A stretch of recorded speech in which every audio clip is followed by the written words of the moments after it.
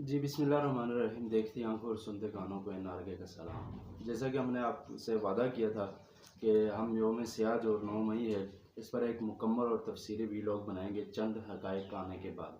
तो वो हक़ाइक़ भी आ गए हैं। तो सबसे पहले जिन्ना हाउस पर हमला करने वाले जो दहशतगर्द थे, वो और कर्नल शेर खान का मुजस्समा जलाने वाले और एमएम आलम का जो जहाज़ है उसको तोड़ने वाले और जो राशिद महनाज की जो तख्ती लगी हुई थी उसको तोड़ने वाले, ये सारे दहशतगर्द थे। और आज क्योंकि पीटीआई के कई सारे रहनुमाओं ने भी इसका ऐलान कर दिया।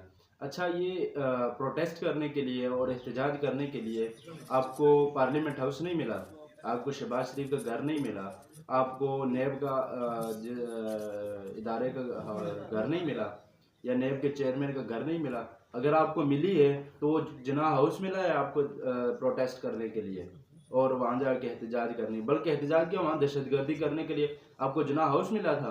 हमने कहा था ये पूरा प्लान था, और वो प्लान कल फयाजुल हसन चौहान ने बता दिया, वो सारा अमेरिका का प्लान था और आलमी साजिश, आलमी इस्टेब्लिशमेंट का प्लान था कि पाकिस्तान में खाना जंगी शुरू की जाए। और बाकायदा ये मुनज़्ज़म मनसूबा था, जो कि तहरीक फसाद के जो रहनुमा है, ये बाकायदा खुद इनकी वीडियोज़ है, मैं उनका लिंक डिस्क्रिप्शन में दे रहा हूँ, चला नहीं रहा, तो आप वो देख लें तो आपको समझ आ जाएगा। ये खुद बाकायदा लीड करके लेके जा रहे थे। और हमने कहाँ जाना, कोर कमांडर हाउस जाना, हमने कहाँ जाना, आईएसआई हेडक्वार्टर जाना, हमने कहाँ जाना, जीएचक्यू जाना, ये सारे बैकग्राउंड पे लगे हुए आप देख लें इनकी। तो जीएचक्यू पर हमला करना और फिर कर्नल शेर खान का जो मुजस्समा था उसको जलाना, मियाँ वाली एयर बेस पे हमला करना, ये तो सारे टीटीपी और भारत चाह रहा था। भारत चाह रहा था इन जगहों पर हमले करने के लिए, और भारत ये कोशिश कर रहा था कि हम यहाँ पर हमले करें और सारा कुछ ये काम करें, बल्कि ये तो और किसी के वो है बस में था ही नहीं।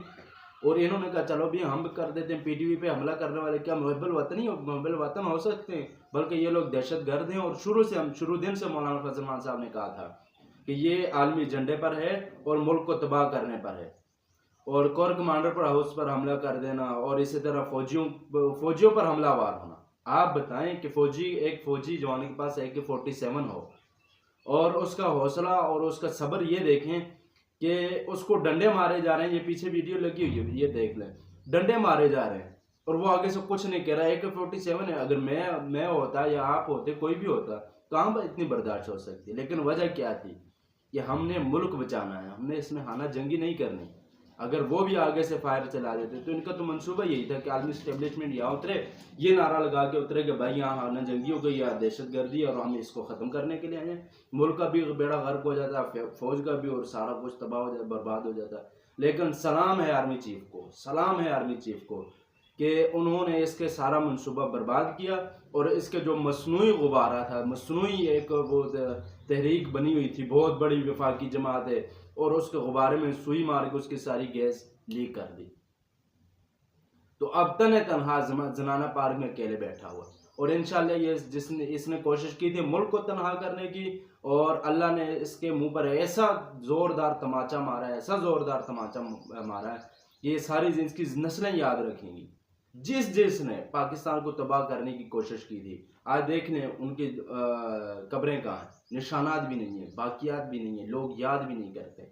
वो कहाँ है सदर अयूब, कोई याद करता है, अच्छे अल्फाज से याद करता है? जनरल यहिया खान को कोई अच्छे अल्फाज से याद करता है? ज़ियाउल हक को कोई अच्छे अल्फाज से याद करता है? मुशर्रफ को कोई अच्छे अल्फाज से याद करता है? नहीं। जुल्फ़िकार भुट्टो को कोई पाकिस्तान जो दो लख्त हुआ उस मामले पे अच्छे अल्फाज से याद करता है? शेख मुजीब का क्या बना था? और इंशाल्लाह इसी तरह ये नियाज़ी भी बर्बाद होगा, और बल्कि हो गया है, और इसकी नस्लें याद रखेंगी कि पाकिस्तान के साथ गद्दारी करने का और पाकिस्तान पर हमला करने का मतलब क्या होता है।